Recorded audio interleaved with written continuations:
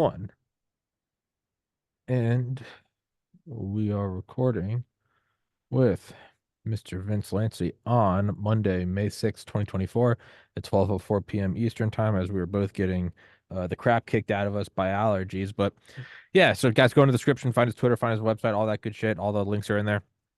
Um, but as you and I talk about the cheery topic of actually, you know what? I was saying that sarcastically, but now that I'm saying it out loud, I think it is cheery. We don't everyone goes for World War III. You and I are steadfast in our belief of Cold War II. And it's, That's right. is it better? Probably. I mean, objectively, it's better than a World War III. Ideally, there'd be no war, but ideally, there'd also be unicorns and no hunger and all that. And that's not going to happen. So, whenever I see anything kind of, again, in my 33-year-old biology degree, all of my military expertise, but whenever I see something that looks like it's just kind of gearing up just quietly, I always send it along to Vince and vice versa. And I think the most recent one was, yeah, the just one armory somewhere in, I don't know, Alabama or Mississippi, the up manufacturing of 155 millimeter shells for Ukraine. But, those shells can be used for anything. That's just one factory. And for the last like decade, they've been producing, I think, 7,000 a month. And now they're Right. up to like 30, and the goal is 100. And it's like, what? Why is that happening? Why are we, and that's just one factory.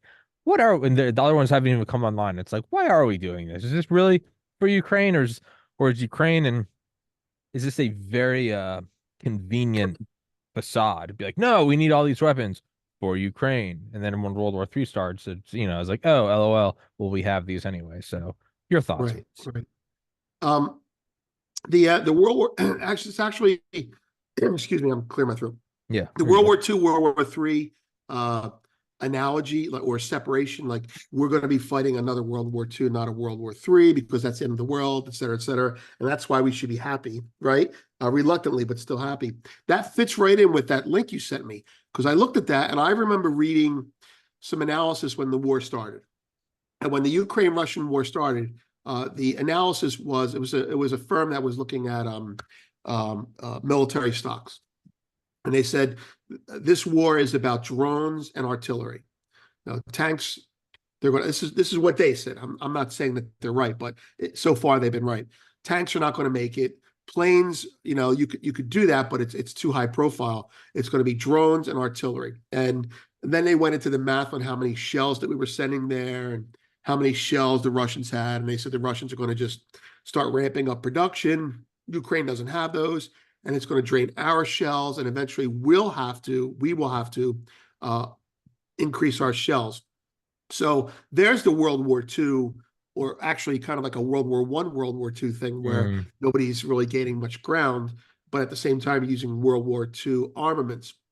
So I agree with that in the sense that it's all the wars, all these skirmish wars are World War II in style. You've got the Middle East, you've got Ukraine. You're probably going to have something in Latin America. I'm getting ahead of myself, but that's what I think. And you'll probably have something. You could have something like that related to Taiwan, although I don't know how that would go with all the water around there. But the World War II, World War III analogy is actually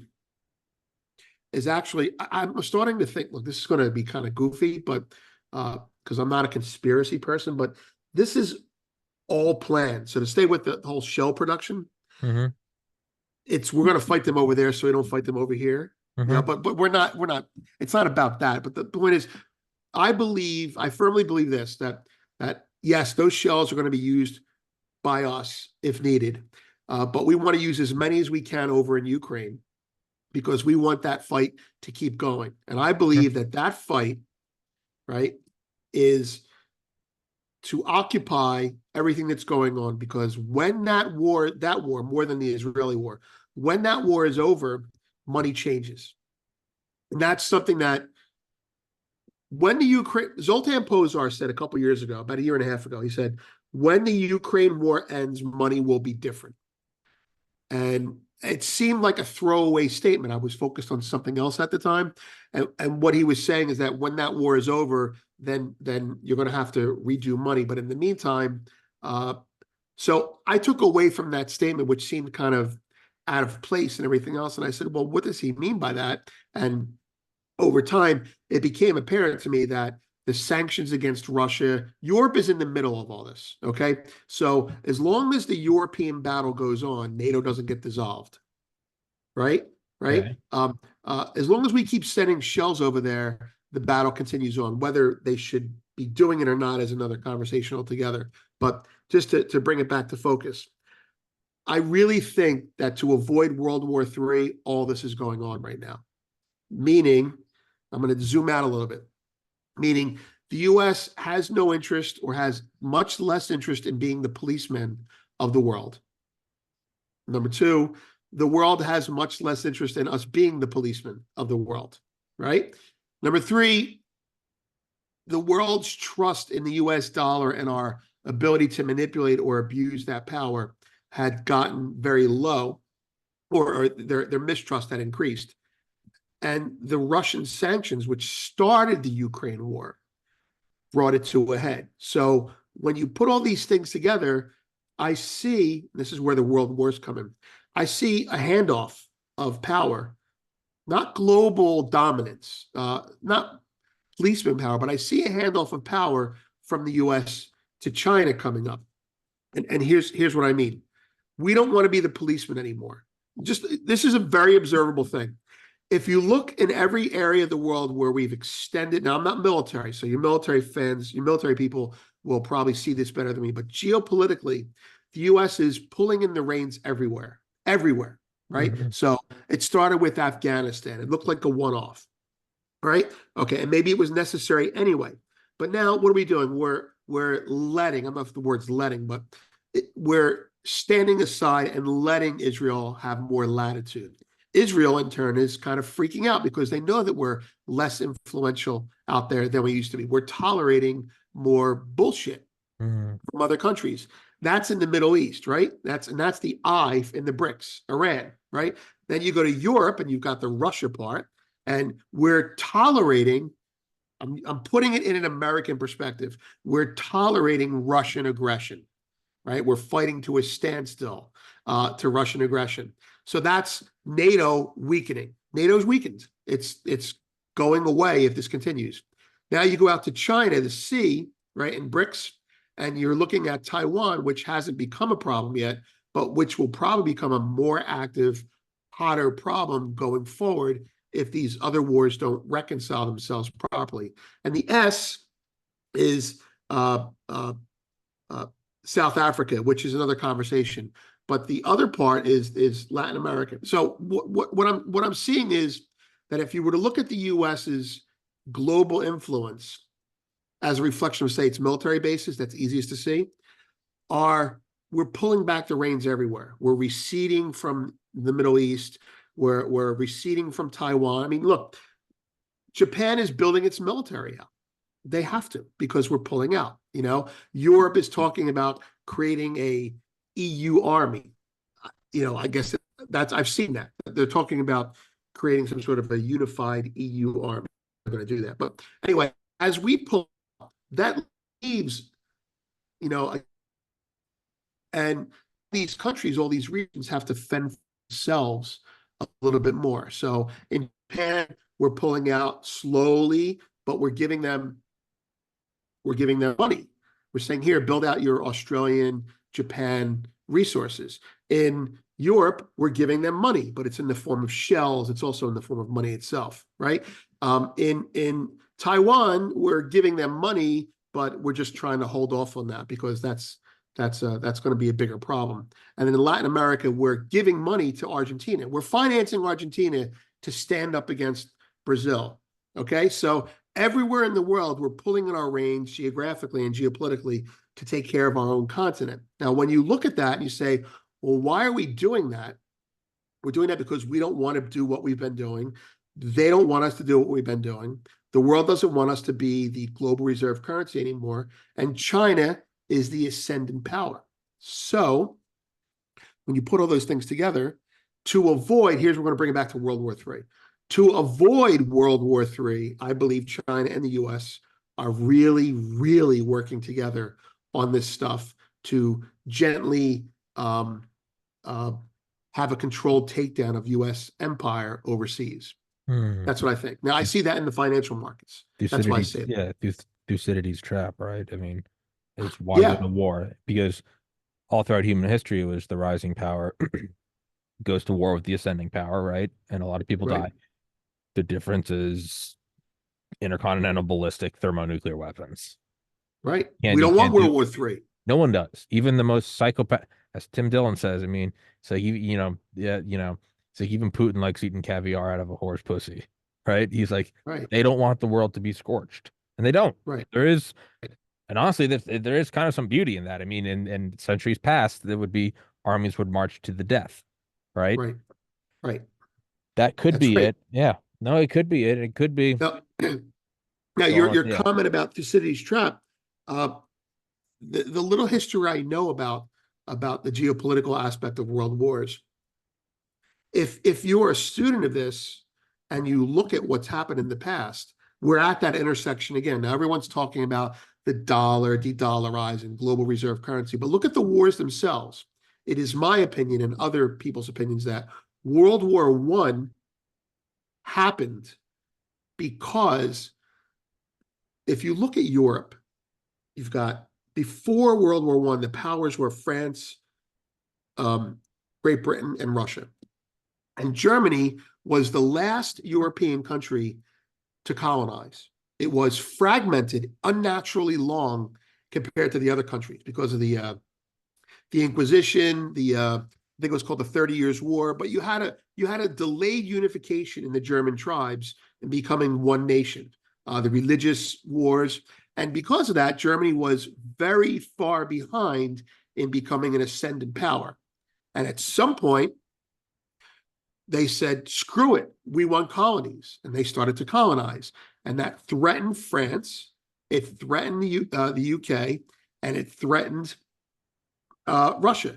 Now, because those three powers did not make room for Germany, we had World War One.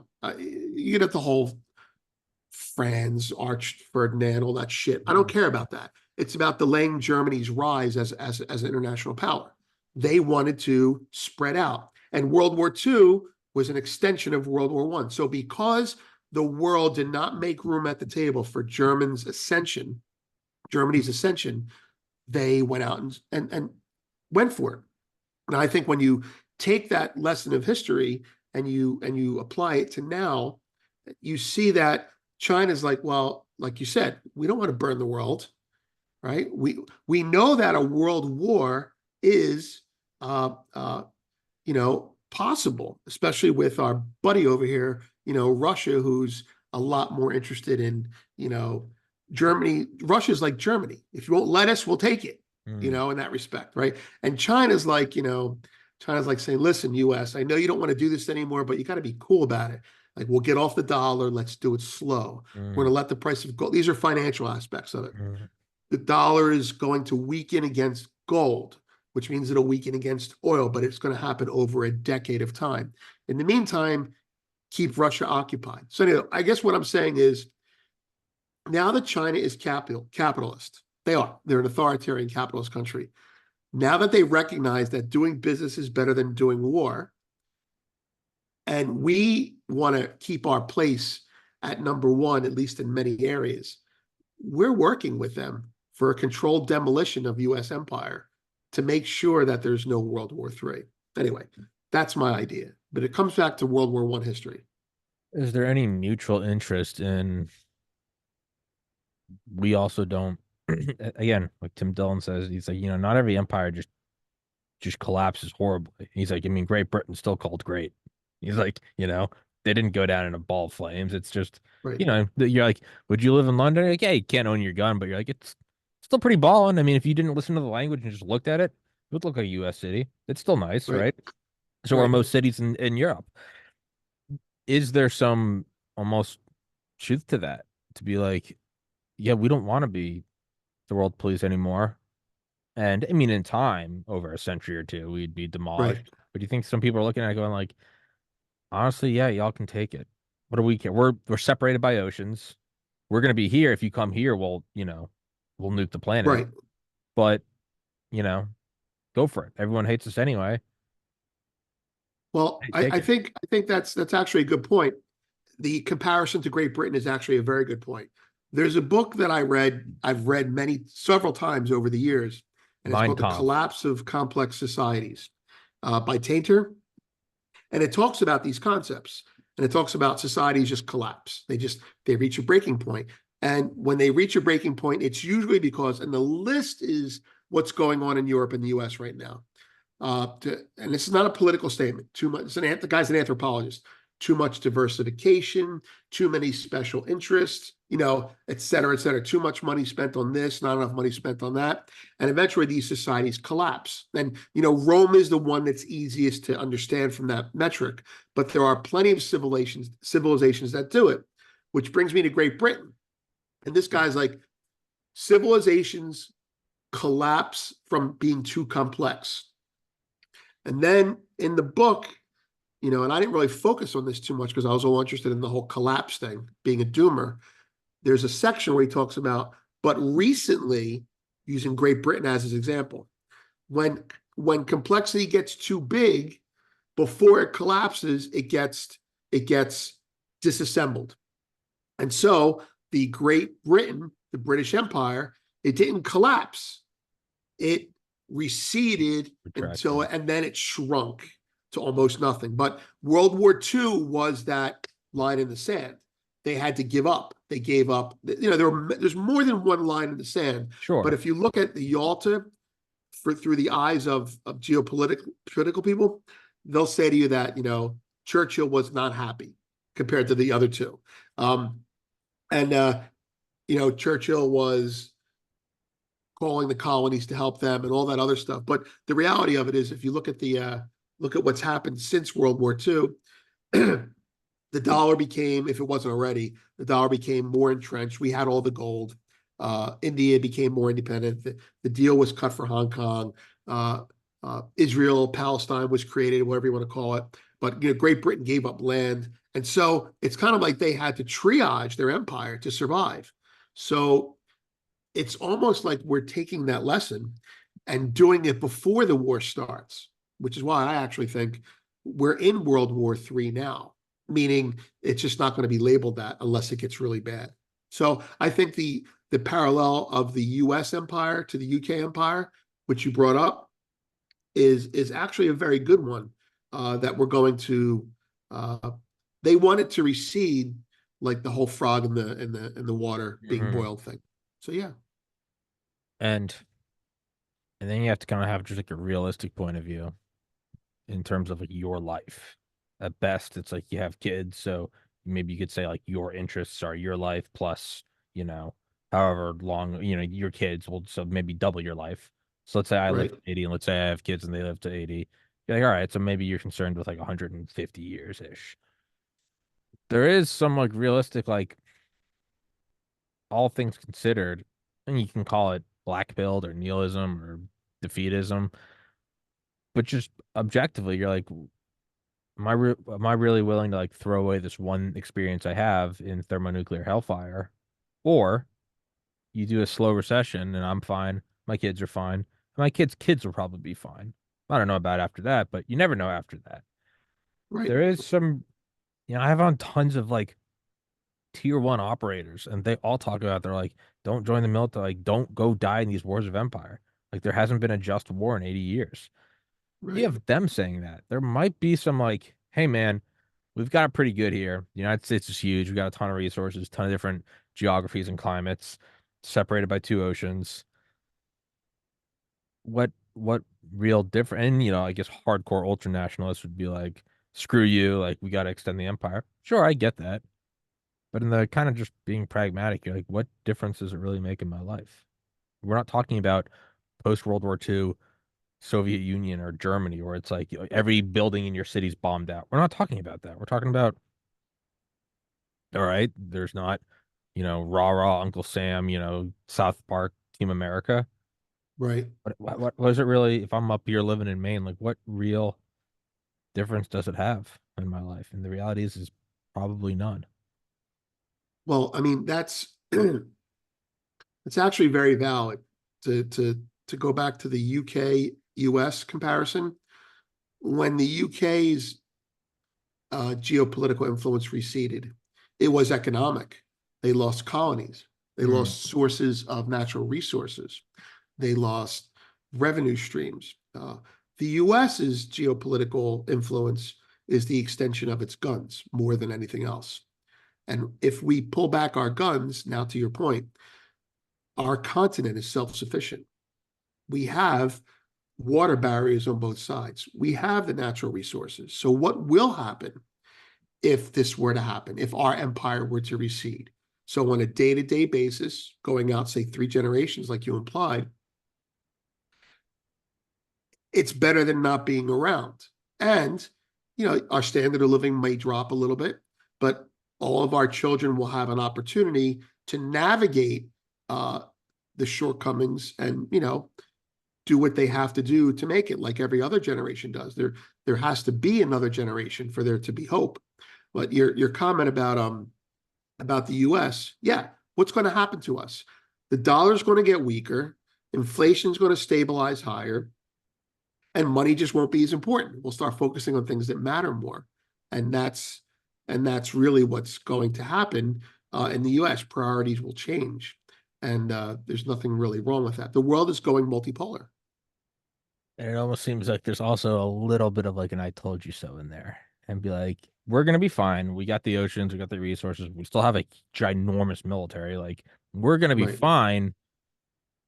And all you other countries, I hope you enjoy China World Police.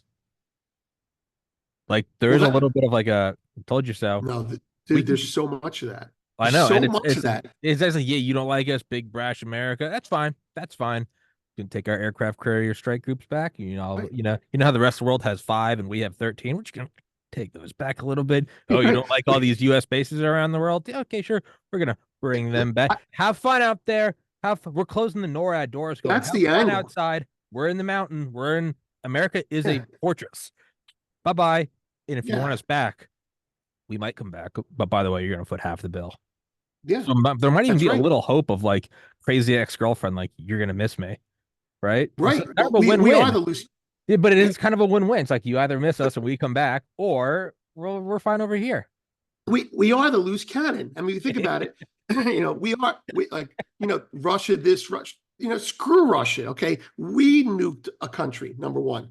Number two, we have 13 carriers. The rest of the world has 5. If we pulled out tomorrow and said, screw you, we'd suffer greatly, but we'd be fine. Yeah. You guys would have Sunnis and Shia beheading each other in 3 minutes, right? In Europe, they go back to living into caves because there'd be no NATO Yeah. to use the Trump comment, you're not paying your fair share. Bye bye. We're out of here. I mean, that's what I think, when you tie it all together, your comment is the Trump comment. We pay for NATO. You guys aren't even carrying your weight anymore. And you Yeah. know What are what? we losing? Right? It was a trade.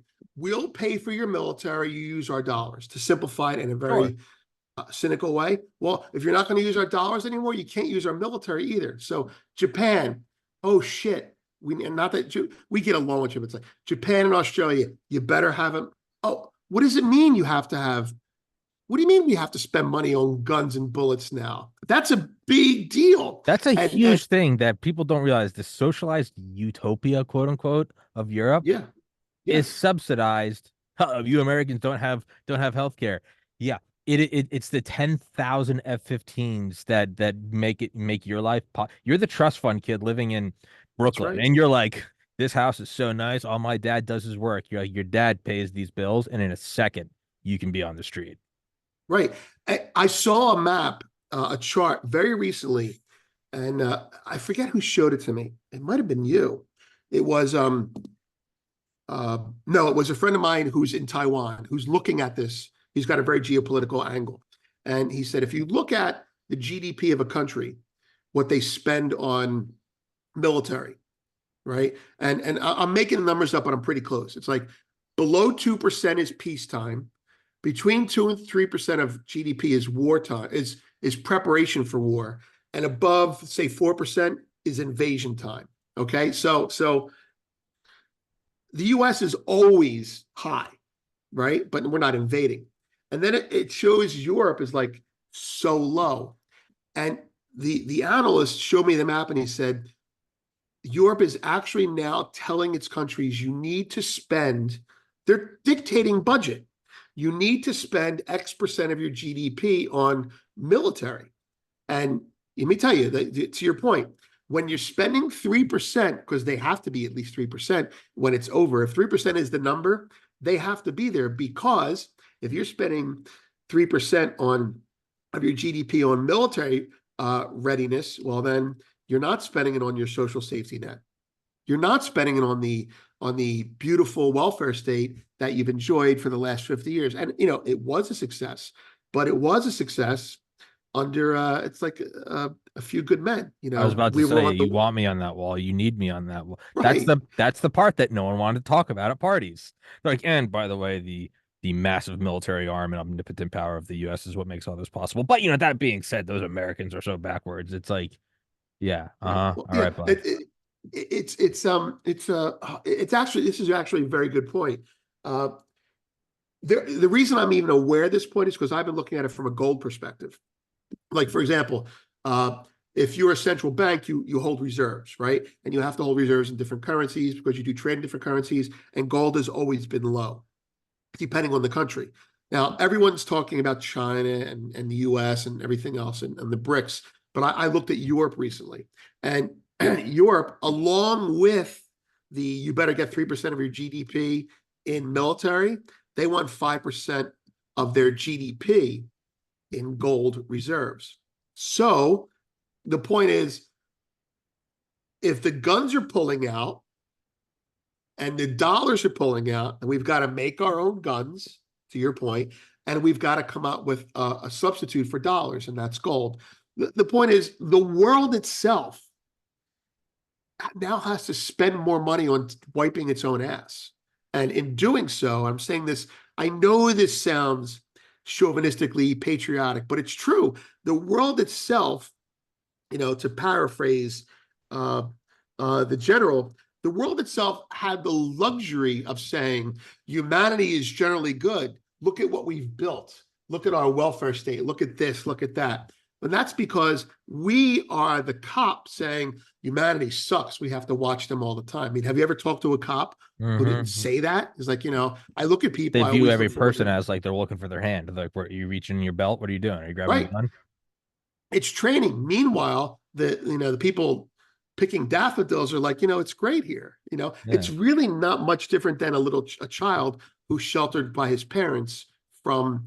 I mean, that's an arrogant thing to say in terms of maturity, but a child who's kept out of harm's way by a parent who's just there. No one's going to fuck with your 10-year-old because they Mm. see the 35-year-old father standing behind them. Mm. Anyway, so yeah, I mean, there is. So let's look at this through China's point of view.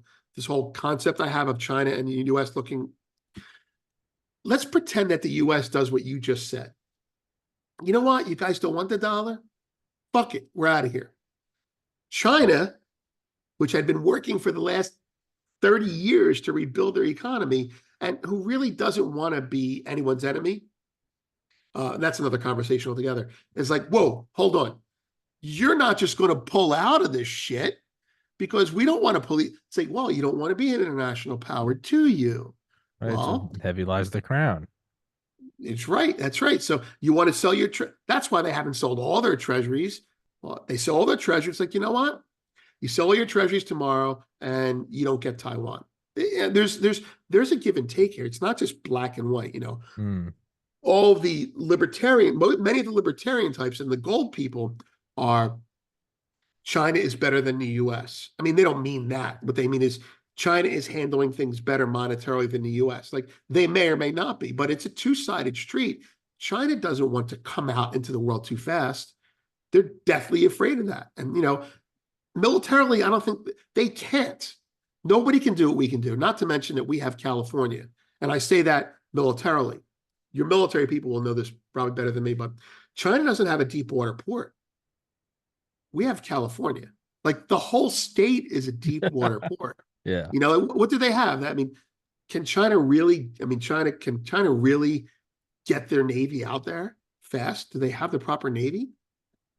So then you start wondering, like, is this the recession, the receding of the empire, or is there like we still have one shot at a Hail Mary, and it's like, what if we did something that no one does, and it's what if we just went home early? Would that That's the collapse threat. the growing power? It's like, well, China wants to be the global military, and instead of waiting until there's a war and then we have to surrender, what if we just took our ball and went home now? And you wouldn't have a China world police yet, so you'd have the rest of the world just going crazy, right? And Right. you'd be like, Yeah. do the few good men like that? You want me on that wall? You might Right. have, and to us, it might be a win-win. If the answer is no, we still don't want America, whatever. Fortress America, have fun. Or it's, oh, you miss us? All right, maybe we'll have another century of the American Empire. Yeah. Yeah. I It's kind mean, of a win-win. well, if I wonder if looking at, say, the Middle East, just staying with the Middle East, right? Okay. Uh, Hamas, whether they did it initially on them or on their own or not, comes in, attacks Israel, and I'm going to be Israel. Israel's like, you know what? The U.S. is going to be pulling out. Screw it. Let's go. Let's do it while we can. And China, which has uh, intel cooperation between Iran and themselves and Saudi Arabia themselves, says to Iran and Saudi Arabia, chill, the U.S. will handle it. I mean, one way or another. And the U.S. says, you know what? I mean, we're going to pretend that we're pushing back on Israel, depending on the votes. But it's like, you know what?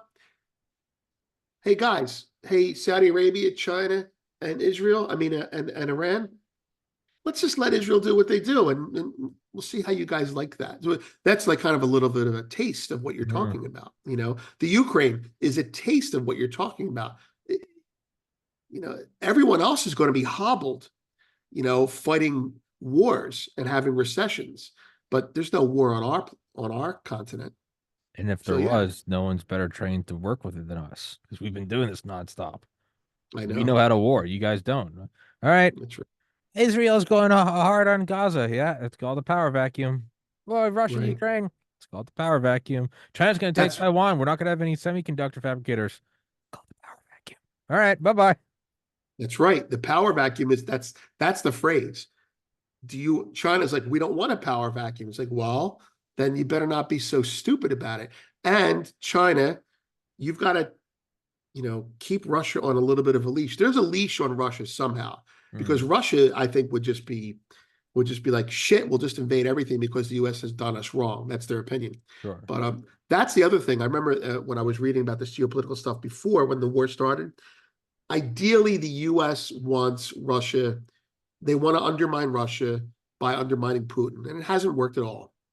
But back then they were thinking, if Putin would die or be undermined, then that would possibly destabilize Russia on China's border, and China would be like, nuclear power on our border. We're not really happy about that.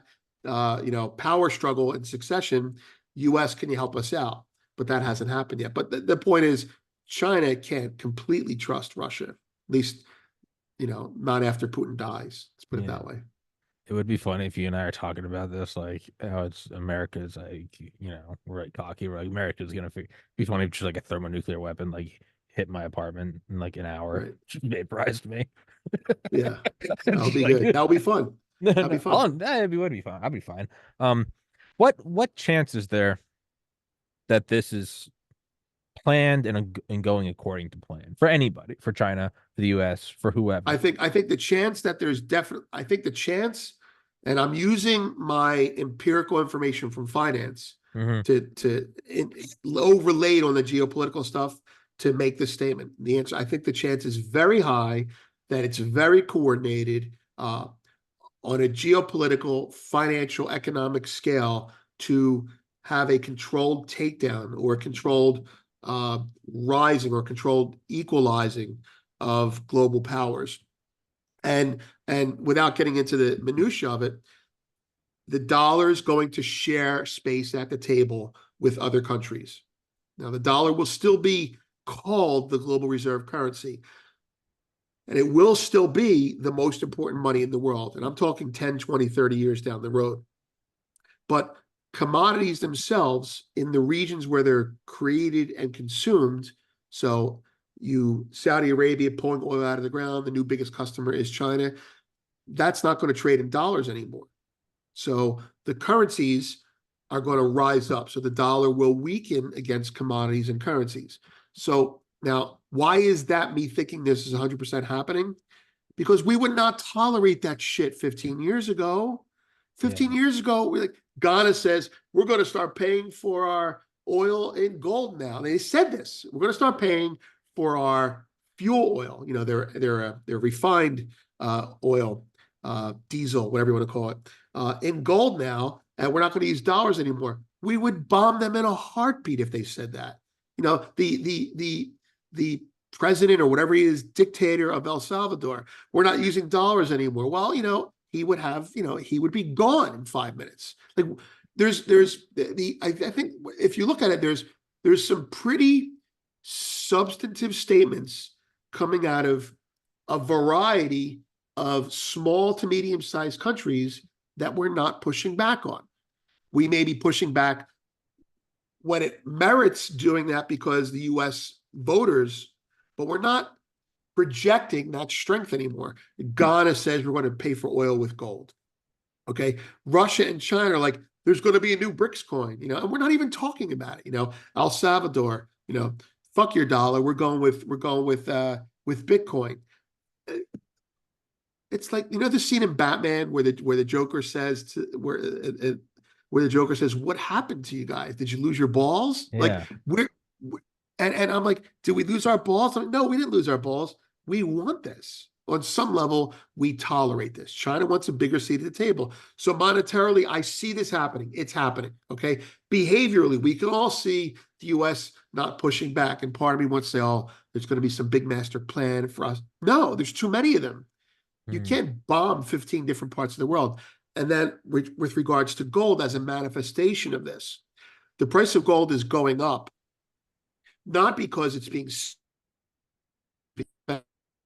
the price of gold, the rest, and this is the dollar part, the rest of the world, because they're buying oil in their own currency. So China is buying oil from the Saudis in yuan or renminbi, however you want to look at it. And they used to take a treasury and then take dollars from it and buy the oil with it because the dollar was what was priced in. Now they're saying, I print my own yuan and oil with it. And Arabia is taking the yuan. And so now the Chinese are looking at the treasury. Every country is looking at their treasury and saying, I don't need so many of these. And they're saying, here's $1 in treasury, $800,000, and put it in my own currency, take $100,000 and leave it in dollars, and then take $100,000 and put it in gold. And so that's what you're getting. You're getting a slow offload of treasuries in the world. The final point that makes me think this is real and it's happening is that domestically, our reaction domestically at the federal level, we're changing our market structure. I'm not going to get into details of it except to say that we're changing our market structure. You'll like this for another conversation if it happens, to centralize the treasuries. So down the road, we want to make sure China can't dump the treasuries out, letting us know beforehand. So it's kind of like we're creating a funnel. All treasury sales go through us. And all these things are preparations for an orderly takedown of American financial dominance in the globe. And that's also coinciding with an orderly reduction of American political presence in the globe. And so I think this is coordinated and planned. Now, the extra other part of your question was, uh, how implied is how well is it going according to the plan? Well, I think it's probably going well, but there are moments where they shit themselves, like Russia says something, the yen collapses, which is happening now. Like that's them going, that's the whole whack-a-mole thing. Oh shit, we've got to whack that down. We've got to whack that down. Gold rallies too much in one day. Let's whack it down. Treasuries get sold off too harshly after Yellen visits. We've got to talk to China and say, listen, guys, you got to stop that shit. It's too much. Everyone's trying to keep everyone else in line, but there is a plan, I believe. That's it. I think it's definitely a plan. I just don't know how long it's going to take. You got to imagine somewhere. I'm not even saying it's good. You got to imagine somewhere there's got to be some ultra nationalists or something in the U.S. who get a whiff of this, and it's you know, they're looking Well, at I mean going that. like not over my. And I'm not saying it's the right thing, but you No, got to no, I know. imagine somewhere in there, there's some power that's like, yeah, over my dead body. I agree, but don't you think it'll be a bigger problem in Europe first? Because Yeah. Oh yeah. we're a melting pot. You know what I mean? And they're more ethnically. I mean, they have the problems right now, don't you think? Mm-hmm. No, I do. Yeah. Can you touch on what you were I saying think about? you can placate most of the American population with legalizing pot and and Uber Eats. I don't Yeah. know that you can uh keep the techno Vikings happy in Europe. If the immigrants keep remember the techno Viking Yeah, guy? yeah, Remember no, that guy? I Yeah, love Techno yeah, Viking. yeah. He Um, was funny. can you touch on what you said earlier about unrest in South America? We said Ukraine, Middle East, maybe Oh Taiwan. yeah, yeah. South America, you said it's another talk. If you were to throw a map of the world up and you were to take the letters BRICS, BRICS, the whole BRICS thing, and you put the letter of the country in every region, you basically have a geopolitical map of US influence and where there's going to be confrontation. So the R, Russia, Europe, right? The I, Iran, Middle East, right? The C, China and Taiwan. The S, South Africa. Hasn't happened yet. Doesn't have to happen because it's a pushover. But the B is Brazil. Now, if we're pulling back militarily to protect, well, Latin America, Brazil is a stronghold. They're not dollar pro dollar. They're very socialistic, and they're tied with the BRICS. And they're they're powerful energy wise as well and economically. They are the landing they are the landing strip for other BRICS influence. And there's other places that are doing that. So I'm thinking, think Cold War communism. We're looking at Latin America going, we've got to stop it again, right? And I believe, Argentina was the perfect place. Uh, Diverse economy, big economy, one of the world's most important economies before World War II, and a country that's been socialist for so long that they're begging, it would be easy to topple it over in terms of easier. And so you put Argentina, which is next to Brazil, and you say, let's colonize them ideologically. Let's put a Ronald Reagan there. Malay's not libertarian, but he is Ronald Reagan. Small government, uh, private property, and we're going to run an experiment. We're going to back Argentina. We're going to throw money into Argentina. We're going to colonize it economically. They're going to be like the U.S. was in the 80s coming out of the inflation.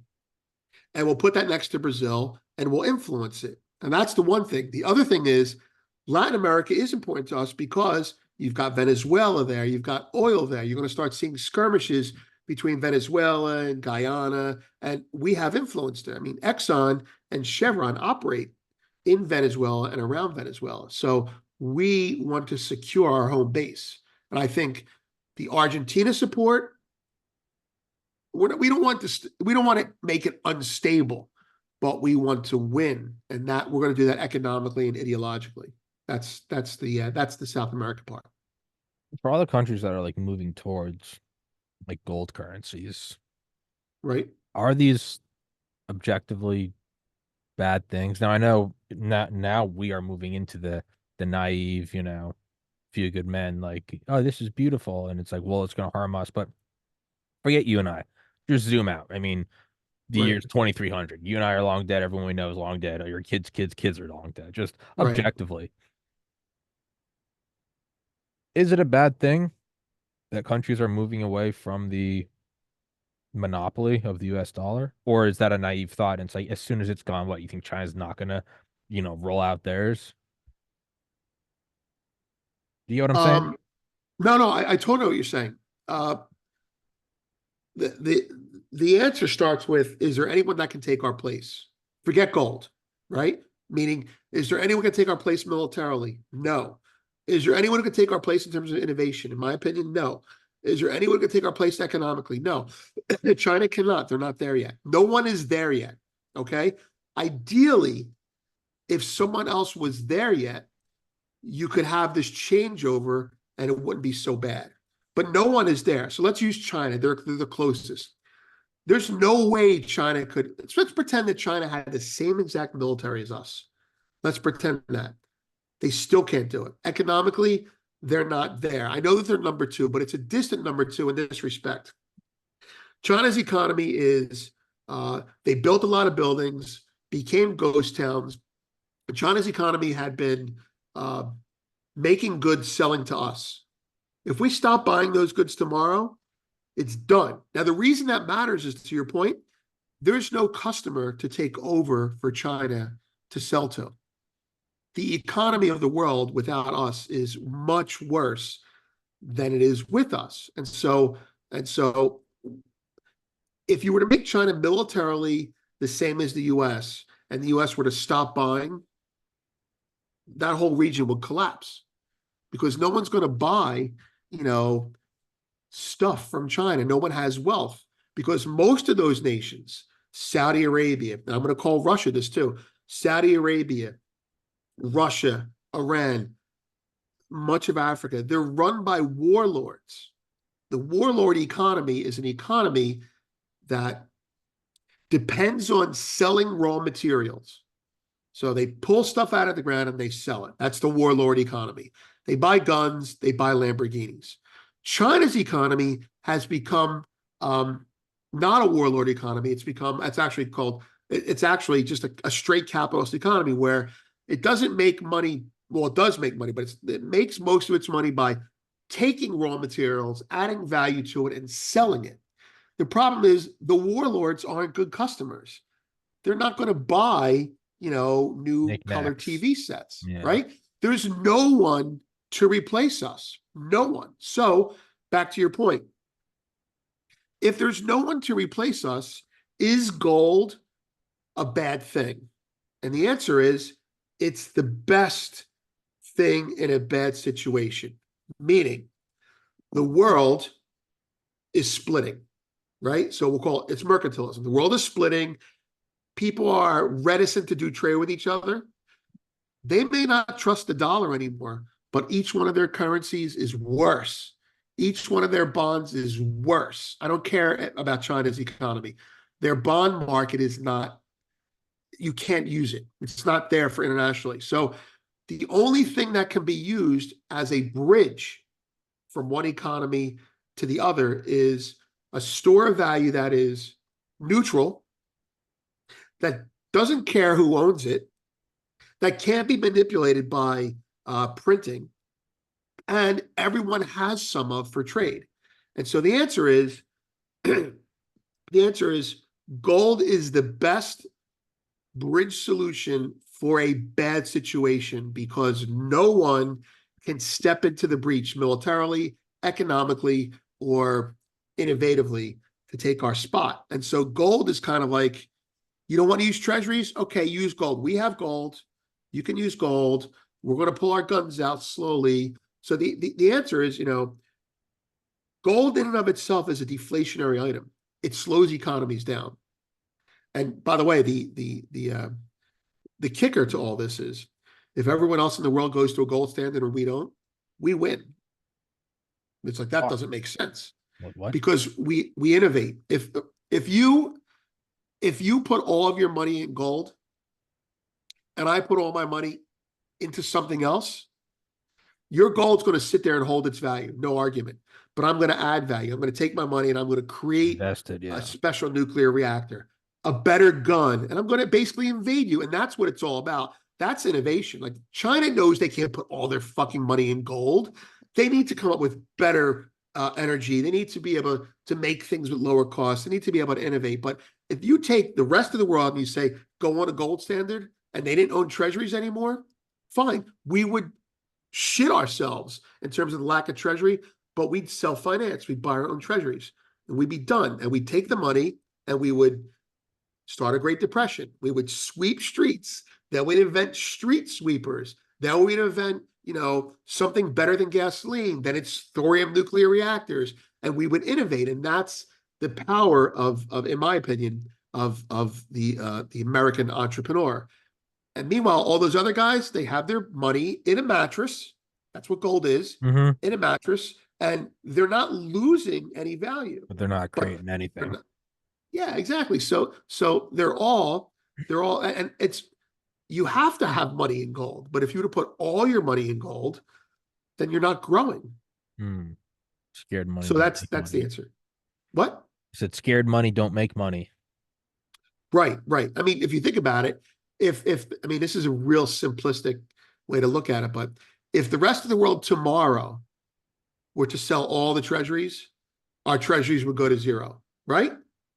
Let's assume that, right? What would we do? We buy them. And then it's your ability to innovate versus ours. Now, I would want to go head to head with Japan, and I may not want to go head to head with China because maybe they can't innovate like we do, but they certainly know how to make it more efficient. They Hmm. know how to scale it better, and they know how to apply it better. I would want to go head to head with anyone else in the world, possibly not Russia, but anyone else in the world. They're still in that warlord mentality. Hmm. So So we'll then, innovate. We'll and innovate our way out of it. the last, we'll wrap it up in like 5 minutes. But Sure. lastly, just kind of as a outlying little variable, what in God's name then? How do we tie into all this? What in God's name is with all like the slow disclosure of UFOs and UAPs and that Senate hearing last? What is that about? Just like we normally would never let anyone say we're buying, we're backing our currency with gold and Right. just bomb Right. them. What's that's a that's a crazy thing that just kind of came out. Like, oh, by the way, the U.S. government's in possession of off-world craft. Anyway, what was that's a weird Why little are we like doing it? that's a weird little like chirping alarm. Like, what is that? Is that a fire alarm? Is that carbon monoxide? What is that? Like, Are they trying to distract us? I don't know. it's a weird one to pop out. Are they lying or are they telling the truth? Regardless, though, normally it's always just been a nothing. It's been like a those don't exist. Shut up. So it's a distraction, then maybe, right? Maybe, but the fact that at all, even if it's a distraction, the fact that they're using that as the Why distraction now? Why instead now? of instead of like the wardrobe malfunction at the Super Bowl, like you have Right. off. It's just like I Right. can't Right. fit it Why into choose any that for a like distraction? I can't fit it into any framework of like what's happening. Is this like a controlled takedown of the U.S.? Is this a master plan by the U.S.? Is this just chaos? Like that's just such a weird like shining. It's like a brick that's sticking out the wrong way, and it's like It's what is that? it's right because I never Everything thought of it about that it's way. weird. I never thought of it that way because, but if you remember when that news is coming out, well, you may not have noticed this, but in my neck of the woods, people were telling me at the same time, they were like, oh, the US thorium reactor is going to be ready, which is a real possibility. And Hmm. then there's the superconductivity thing, the whole that that The whole thing. yeah. I'm like, what is all this bullshit coming up now? And then the UFO thing came out. I was like, what? And you're right. You want to talk about energy. You want to say, screw your oil. We have superconductivity, which is bullshit. Screw your oil. We have thorium reactors, which is not bullshit. That's going to happen. Screw this. We have that. Screw this. But now it's like, and then there's the UFOs. And I go, yeah, there's, like you said, there's your brick sticking out the wrong way. Where's that come from? What is it? And I don't have an answer for it. I'm like, uh, you could say, well, it's a lie, it's a distraction. They've never once pulled it out ever. It's always been Right. some other distraction. It's always been, Bill Clinton, Monica Lewinsky, or it's Right. been X, Y, and Z, or an Right. impeachment, or that's a weird one. It came out, and it wasn't just like a rumor. It was like a Senate hearing where it's like talking about do we or do we not possess, and if so, how many or alien bodies, and it's like it just happened and went away. It's like that. What is that? Was any part of it you think militarily, like we have technology that you guys don't know about over there yet? In my, it's that's what I'm leaning towards is in that it could just be a facade. It could be a mirage to be like, oh, we've got alien tech like beyond what you can imagine to be real. But like the whole thing is just any framework you try to fit it in, there is no None. precedent. It's always like, no, that's not real. That's not art. Right. We never. Right. It's verboten. We never touch UFO. Shut up. There's no little green men. It's And then it's over. It's over. Right. We don't talk about it anymore. Right. yeah. They brought it up. They Why? brought it up. Why? It's just I not don't that you know. have the answer. Not I mean none of us have the answer, but it's just like, No, right, is exactly. it some weird like Was Epstein peaking then? Maybe it wasn't government. Maybe it was, well, that is government actually, but yeah, was yeah, it was but it something it's else? some weird like how many shots did you count? Are you sure that I don't have another bullet? Maybe it's some like last hurrah where it's China's like, did they get anything in Roswell? Like, no, I don't think so, but like, how sure are you? Like, how sure are you? Oh yeah, it screwed me up too. But it's a It weird, screwed me. you just kind of place it out there. And it's No, like, it screwed me up. I was of the opinion, no way have aliens visit us because all the sightings are in the US, right? And this came out, and I went, no aliens have visited us. This is bullshit. What are they distracting me from? And then I let it sit for a while and I went, wow, they're really pursuing this pretty aggressively. it's a Maybe there is weird, something to it. it's a So, weird, it's just a weird, I don't know. It's just a odd thing that's just out there. why hasn't Russia said we have alien technology too? If it's not real, that's what I'm getting at. You know what I mean? Like it's not like it's like the space race, but for aliens. I mean, it's almost like if this thing goes to World War III, we're gonna break out that skunk work stuff that even presidents don't know about. Like, That's was that right. like an actual like was that like a flex by like the military elite? Was it just like you want to do this thing? We can't go to war. There'll be thermonuclear Armageddon. Yeah, no, not anymore. What do you mean not anymore? Do you have Right, Star Wars? right, Do you have some defense shield? I'm not going to tell you, but no, it's some weird. I mean, it's just putting the gun on the table, being like, it's a big it. pick it up, Vince, and you're like, why are you letting me have a gun? I'm like, pick it up. Yeah, You're yeah. looking around. You're like, is there a bead on me? Is there Right, some other guy with a sniper rifle? I'm like, pick it up, right, Vince. It's loaded. You're like, why are you doing this? You're freaking me out, Tommy. I'm like, pick it up. right, Pick it up. You want the right, gun? You want to be the big man? It's your podcast now, Vince. You're like, I'm not touching it. And I'm like, pick it up. Like it's some right. weird. Exactly. I mean, That's right. am I just a total madman theory? Like, what is going on? No, if I was Russia, I'd be a little bit nervous too. If I was China, I was like, Anyone, why are they saying that? you'd be like, what is that? They'd be like, well, no, we've stolen all their material. I'd be like, are you sure there's not something somewhere?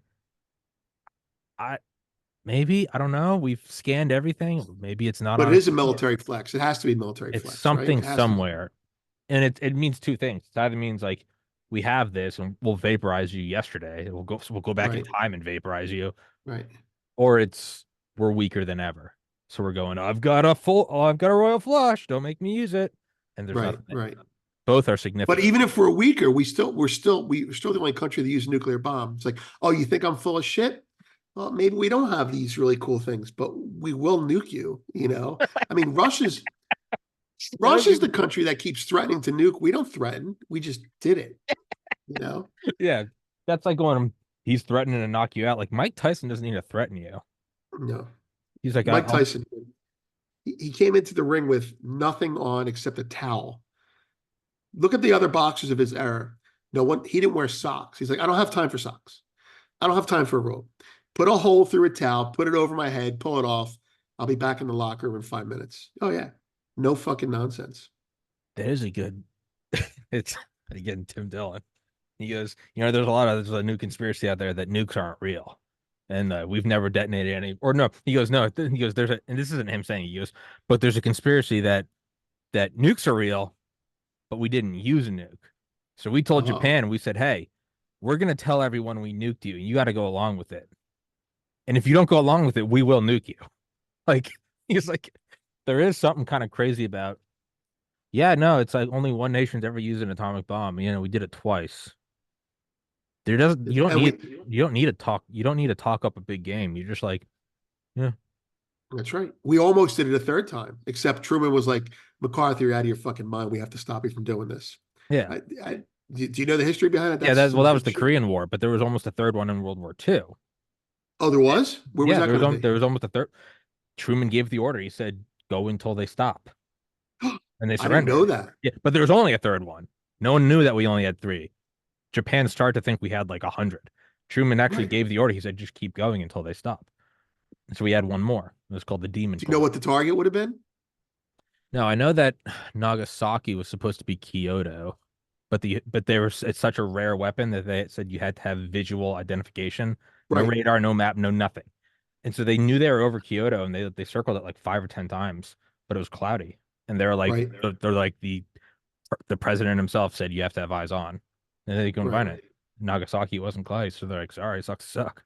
Nice weather in Nagasaki. Yeah, nice weather you're having. Oh, hello. But like, no, they were gonna drop a third one, Did and you just say hello?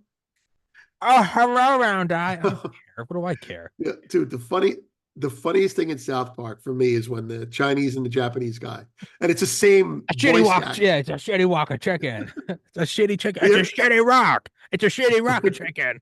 Yeah, no, it's. I Well, mean, yeah, those characters are funny. but I mean but that is a crazy. Yeah, it's like, yeah, we've done it twice, man. Like we'll do it again. Like, what do I Yeah, care?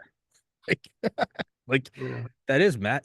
So that I mean, the UFO thing is just kind of weird. It's like, are they bluffing? Is it my hand or is it a gun? right, It's like, how right. sure are you? There's no control group. You can't redo it if you're wrong. That's right, If you're right, you win. Tommy doesn't have a gun, tackle him. But what right. if I actually do have a gun? There is no, oh, he had a gun. You're bleeding out now. It's a weird, just place it out there. It's a black and white thing. It's very black and white. It's kind of like not kind of like it's why the Cuban Missile Crisis ended in our favor. Yeah. We did it. We've bombed. We come Yeah. on, we've done it before. And We that know was how to only, do it. yeah. And that was 18 years in the rearview window, not even like 80 now. It's like, dude, the guys in charge now are the ones that flew the plane. Like, it was like Yeah, LeMay. LeMay's like, right, I'll do it. Like, I literally did it. Like, I'll do it again. right. Man, that's a weird poker game then. The UFO thing, actually, you're right. I'd forgotten about that. It's just And then it just disappeared, right? don't forget it came up in 2022. The exact wording was the US government has um ownership or has possession of Alien material not from this technology. world. And that was like middle BLM riots and it just kind of went away. And Right. then it came up again last year, 2023, and just not addressed again. It's just I weird remember, because it never ever it is just like it is dividing by zero. You never bring it up. right. You don't, you don't, It's a weird thing, man. I'm going to pay attention to that now. I remember doing like research. I was like, oh, this is really cool. How does this alien tech work? What am I doing? I was like an X-Files fan or something for Like like a month. Lockheed Martin, alien tech, zero Right. point energy, go. Yeah. Right. You're just gonna get the blueprints. I don't know. That's a weird one, man. Where it's just you place it out there, pick up the gun. I don't want to pick up the gun. Pick up the gun. Pick it up. Right. You want to be a big man? You want me on that wall? You need me on That's that right. wall? You want my flying saucers on this wall? You want my flying saucers? Oh, you think that's stealth technology? That's not stealth technology. Yeah.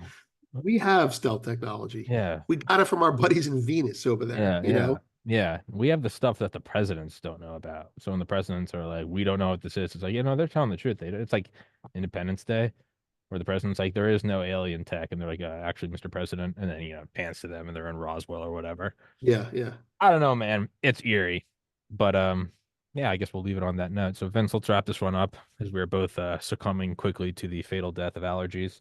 Um, That's right.